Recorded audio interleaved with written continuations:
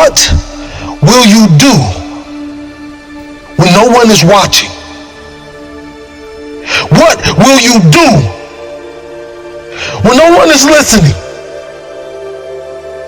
That's the only time that we'll be able to bring something to this world that it never seen before. One of the greatest challenges with disappearing is understanding the revelation of building in the dark. The secret of change is to focus all of our energy, not on fighting the old, but building the new, and specifically behind closed doors when nobody's looking, when no one is there to affirm you, when nobody's there to validate you, when nobody... I'm on government assistance, and I run out of money, and I had to buy Pampers for Jelani. And I had $11.42 in the bank. And I remember wrapping my son in a towel for 2 days. I remember the second day, like you said, I had my hand on Jelani's stomach, and I said, "Don't worry, baby. Mommy will never be this broke or broken again." And that day, what shifted for me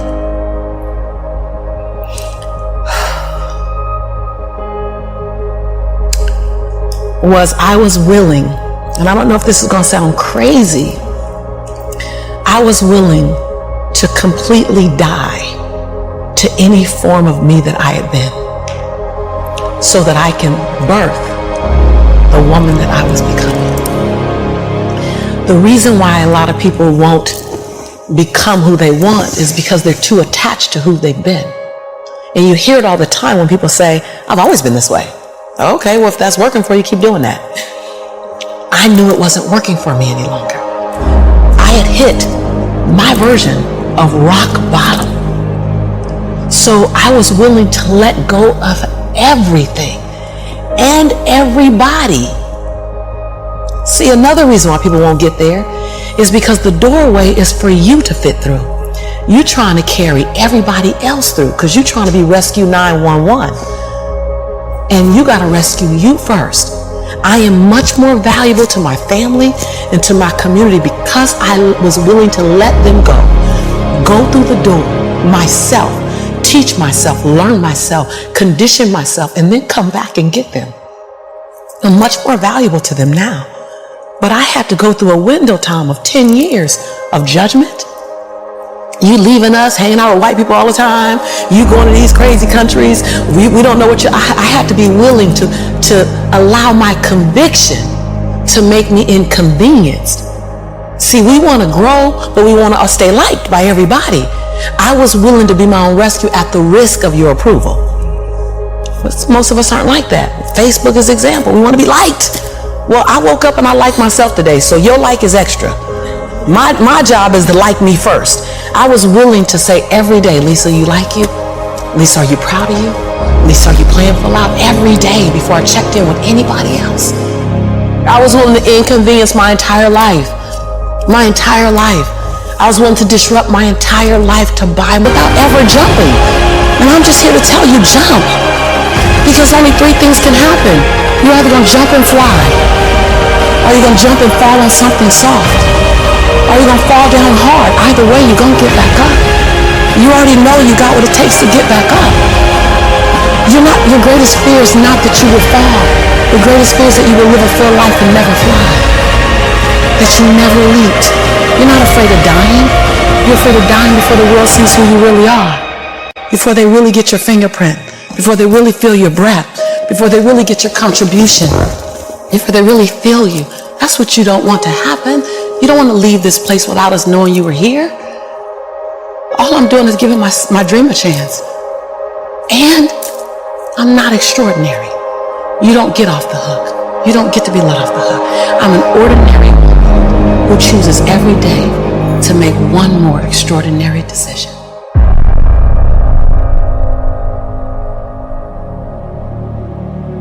Everything that I need to get back up, I have in me. If I don't have what I need, I can go get it.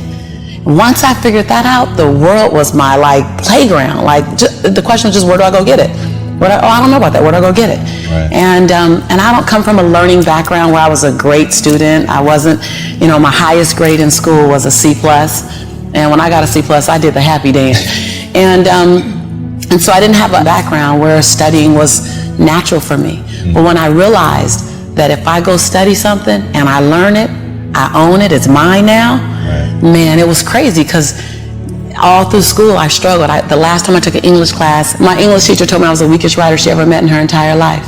Lovely. Yeah, lovely. And the same year I took a speech class, and my speech teacher, he said, quote unquote, Miss Nichols, I recommend you never speak in public, that you get a desk job. And so That's mean. yeah, it's just, you know, it was demotivated people, sad people, hurt. Sad people make other people sad. Bottom line, don't take it personal, hurt people hurt.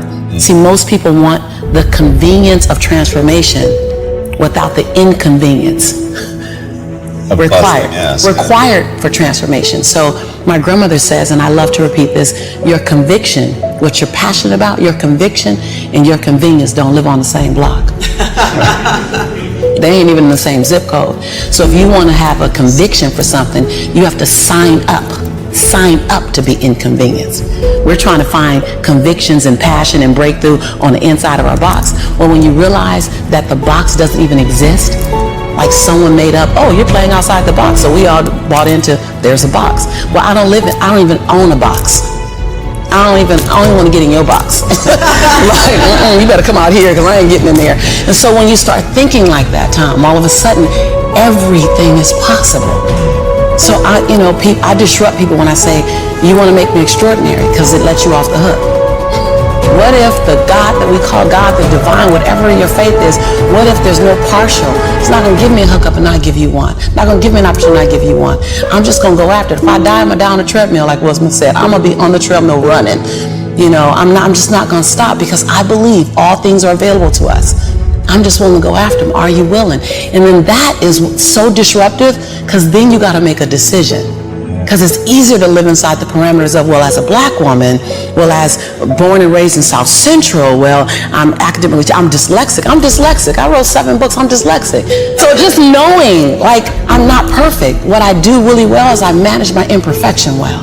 And so we're all waiting for perfect. It's an illusion that will never come to you, and it's an excuse to never show up and play. Your story is not meant to be your fortress. Your story is meant to be your fuel. Any story. Like the beauty of me being one of the top 1% earners in America is that I was on government's assistance. Right. Like, that's the beauty. Like, come on, it wouldn't be a big deal if my family was rich. Like, whatever. Like, I'm supposed to do something. The beauty is that when you show the little engine that could story, like, I'm not gonna run fast, but I ain't gonna stop running. I might slow down and have to breathe and catch my breath, but I'm not stopping, because I believe all things are available to all of us. And good people should do well, because when good people do well, good people just do more good in the world. I'm that same girl who ran track for Dorsey High School, who struggled to get through high school, who got kicked out of college because I couldn't afford to stay. That was on government's. I'm that same girl. I don't forget her. I'm also that same woman who runs a multi-million-dollar business. I'm also the same woman who has 7 bestsellers. I own both of those. I own all of it. I don't shrink to my greatness, and I don't live in my saga and my sorrow. If you can own your brilliance while owning your imperfections, if you can own your giant while owning your smallness, if you can live in duality, constant duality, the freedom will be earth-shaking. If you can live in that. See, either you don't want to be as great as you really are, and you're trying to dim your light so that others won't feel insecure about themselves in your presence. And so you keep playing at 79 watts when you know you're supposed to shine at 159 watts. And you keep checking the temperature of the room to see what the room can handle, versus just giving the room you and letting them, if your light's too bright, then let them put on some shades. Can you give yourself permission to live in the duality of your imperfections and your smallness and what you're learning and what you still have to learn, and your greatness and your brilliance and your light? Can you allow them to coexist and then serve them up to the world? To love you, to see you, to inhale you, to judge you, to leave you, to love you. Some of us are just as afraid of being loved as we are to be left. If you go where you've never gone, do what you've never done, and say what you've never said, you'll become the woman and the man you've always known yourself to be. you will need to normalize in your mind walking alone. You gotta get up on your own. You gotta be able to make big decisions on your own. You gotta lose weight on your own. There are a myriad of targets you have to hit by yourself. Oftentimes, it's the people that go away into a very healthy isolation to equip themselves, to condition themselves, to educate themselves, to come out empowered. And so you got to get into this workspace where you can do it by yourself.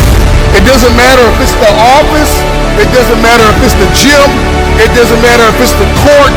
It doesn't matter if it's the field. It doesn't matter what arena you are stepping into. You got to get to that place where you don't need attention. You don't need recognition. You don't need the accolades. You just want to put in the work. And the next time you surface, the next time you show up, it's game over. If you throw me to the wolves, I'll return, leading the pack. You see, a wolf is willing to leave its pack behind and find a new one. The time is now when we must adopt the wolf mentality. Be relentless, resilient, never quit, and never look back.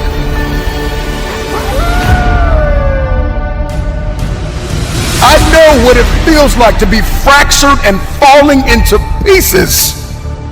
But you gotta silence the voices in your head that are telling you you need a shortcut, you need a cheat code. Eliminate the negative, self-sabotaging voices.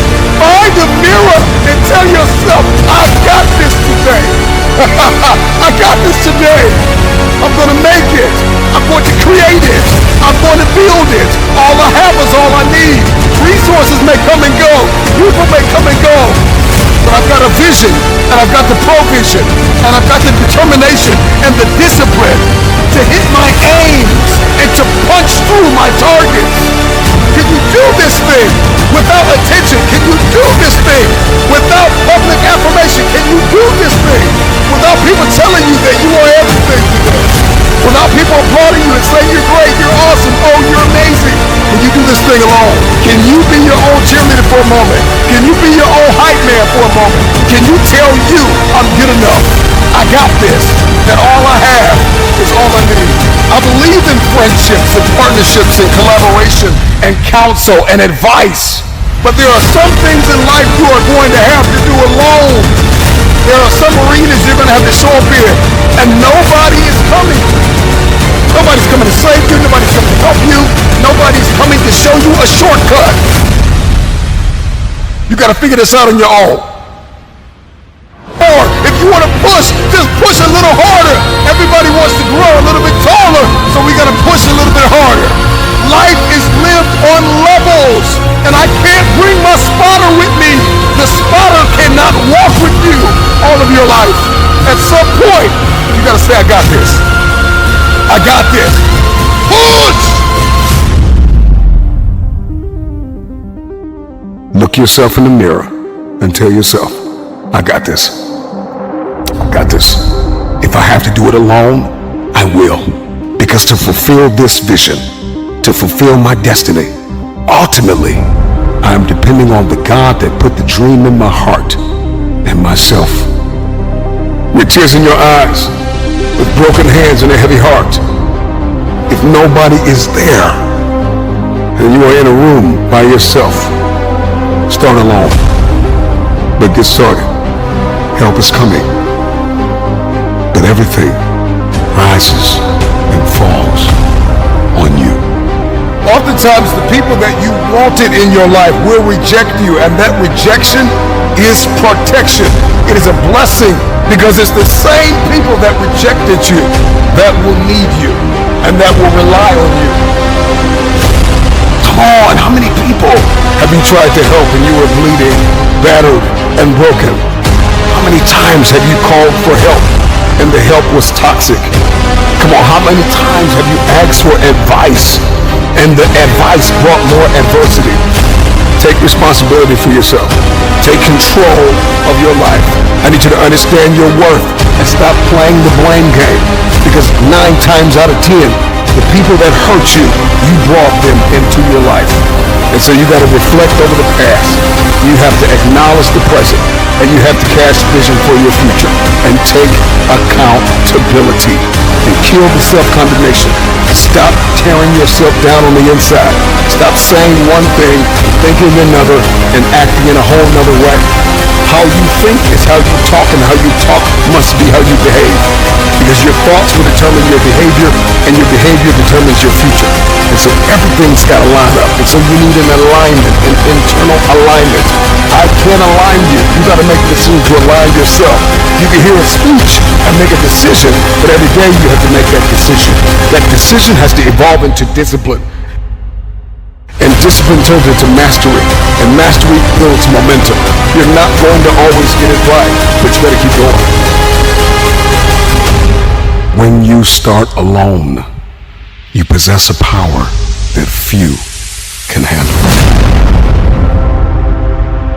I want to encourage somebody out there who's thinking about quitting and giving up. Somebody who has been praying for years for things to turn around.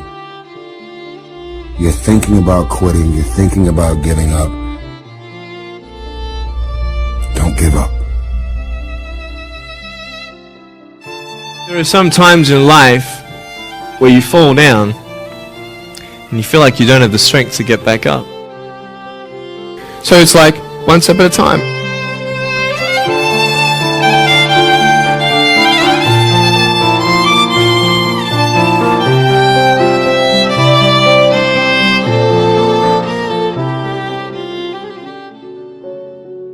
You just want to step out of it, to step out of the whole race, the whole business. The monstrosity of being alive overwhelms you.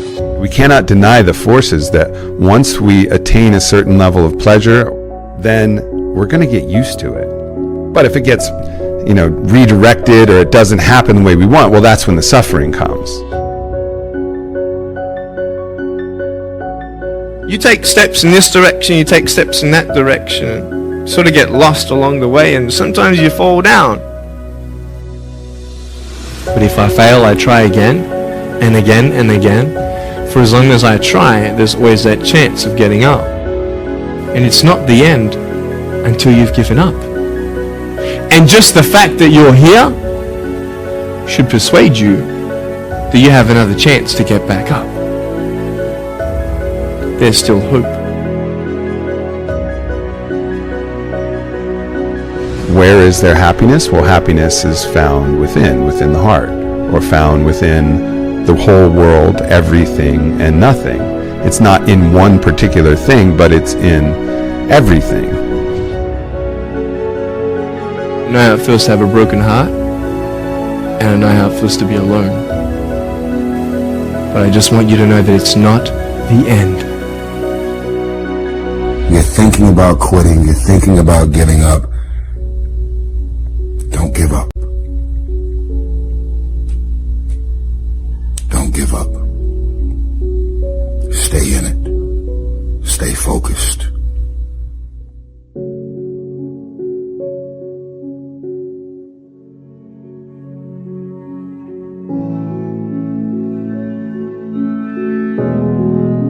You've got to reevaluate and attack life again, and it's tough, it's hard. It's like being knocked back almost. Even though you're successful, it's like being pushed back again. Yeah, whether you win or you lose, the depression still sets in, right? Yeah. The number of teens, Gen Zers, 20-somethings suffering from depression and anxiety and loneliness. Loneliness is through the roof. This is one of the biggest issues that they're dealing with on college campuses. We rise to our maximum potential when we're of service to others. Going back to anxiety, going back to depression, going back to loneliness, I truly believe that's the answer.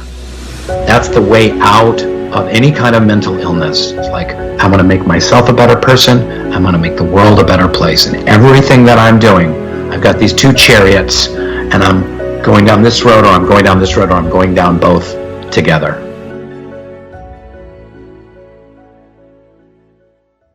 not like be a badass, not like, no, just momentum, man. Most of the guys I've dealt with in that position who were suicidal, outside of their therapeutic work, I said, the most important thing you can do is win the morning. I don't want to ever be flippant with the advice to people who are dealing with that situation outside of get some help, get some momentum, and be okay if that momentum is really small, because it will build. Trust that momentum builds, and trust that those gloomy and bad, dark days, trust that those are going to be there. They'll get less and less and less as you learn how to cope, but they're going to be there.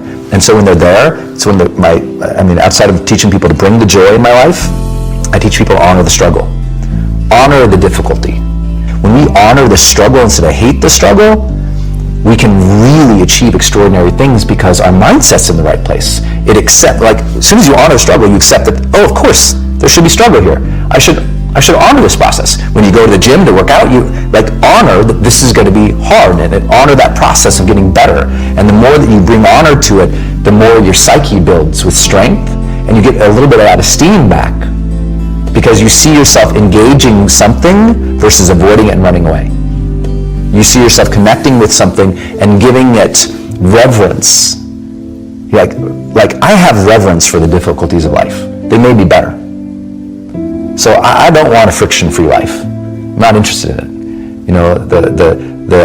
I like to say sometimes that, the journey to greatness begins the moment that our, deep desires for comfort and ease are overpowered by our desires to connect and contribute.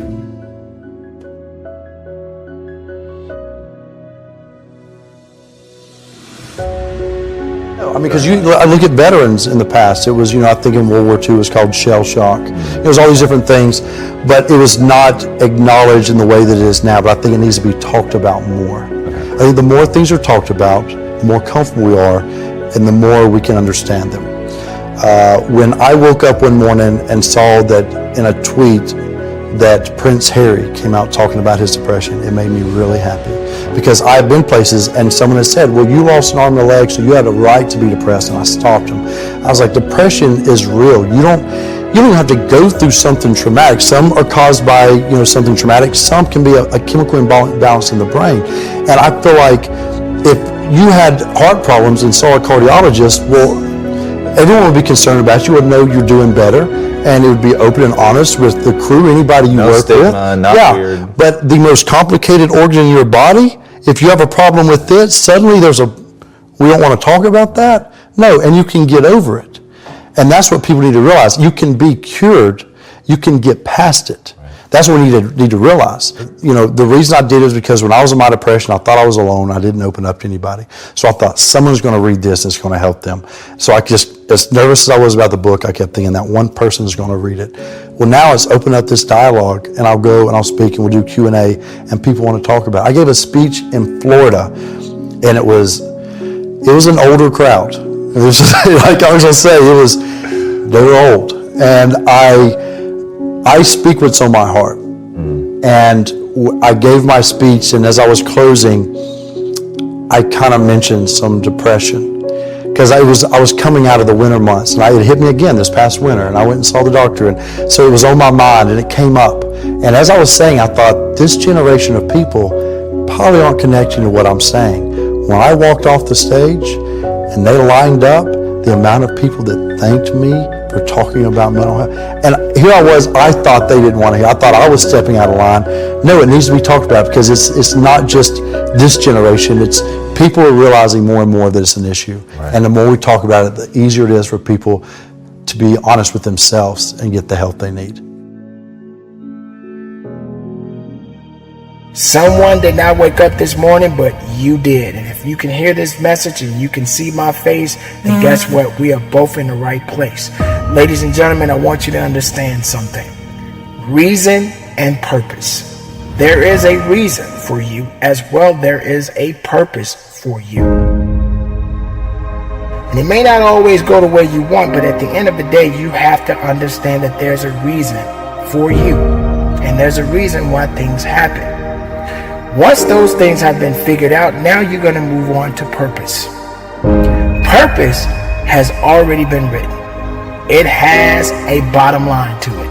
There is no, was this supposed to happen? There was no coincidence attached to it. Purpose means exactly that. That means it was meant to be. It is gonna happen no matter what you think, no matter what I think, no matter how any of us feel in this world. Purpose has already been written. It's a new day, it's a better day, it's a bright day, and it's all about you, and as most importantly, all about conducting that business. I want to remind you about something. Stop chasing people. Stop trying to get people to like you. Stop trying to get people to approve of your well-being. You are who you are and what you are. Just see yourself who you are. Know who you are. Know where you come from. If you came from hardships and you're still here, you have power. You have strength. You have courage. All you got to do is use it. Put it out there. Ignite that fire. And keep going. Don't you give up now. Don't you say that you don't have it anymore. I know we've been there. I know I've been there. Many people have been there. Be the best makeup of yourself. Don't try to compete with other people. Don't try to get involved with other people and what they're doing and their has-beens or whatever the case may be. The bottom line is, are you happy and are you truly feeling right within yourself? Are you righteous within yourself? Are you going about life in the right direction? These are the things that you have to convince yourself day in and day out, because there are so many people out here that are trying so hard to be like everyone else. You don't have to do that. Who you are, and what you are made of, and what your true purpose is in this world has already been designed. You just got to put in the work and make it manifest itself. You will get to where you need to be. It's not going to be easy. It's a challenge. And sometimes it can be a struggle. But what's wrong with a little struggle? That's how you get better in life. That's what makes you a better person. That's what's going to make you better in anything you do in life. Don't get comfortable. Don't get complacent. Understand the struggles are going to come. Understand they're going to be challenges. But love yourself. Get inside yourself and love you. No matter what's going on in life, no matter what you're dealing with in life, just understand circumstances will come. Circumstances will happen. Life is life. Just make sure you try to make your life the best way you know how and keep living strong each and every day.